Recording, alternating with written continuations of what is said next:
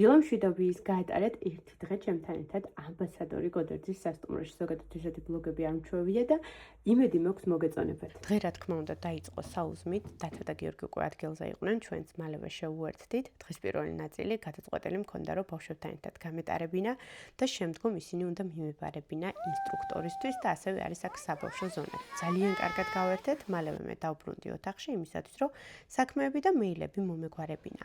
შემდგომში გადავიღე პატარა ვიდეო ინტერიერზეც, რომელსაც მოგვიანებით გაგიზიარებთ, იქამდე კი ვტკბებოდი ამ არაჩვეულებრივი ხედებით და ამინდით. გემრიელი კაპუჩინოც მივირთვი და მალევე გადავწყვიტე სასრიალოდ წასვლა.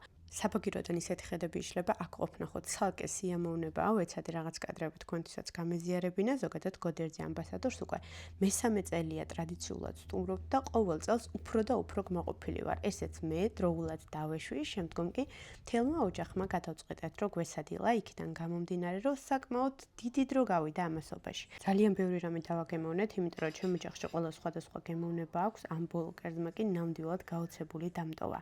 მალევე ავედი ნომერში, რადგან უკვე მოვემზადე, უნდა ჩავსულიყავი არაჩვეულებრივ სპაში, ბებლოგში გადავედი და აქედან წამოსვლა ნამდვილად აღარ მინდოდა.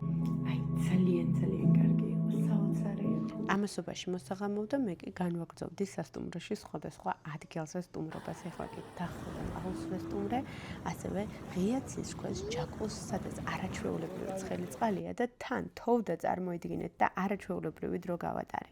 მალევე ნომერში დავბრუნდი, შევდექი ჩემი საყვარელი წიგნის კითხვას, რომელზეც გადავწყვიტე, რომ აუცილებლად დღესვე უნდა დავამთავრო. ეხლა კი დაგემშვიდობებით, ყველას მშვიდობიან ღამეს გისურვებთ.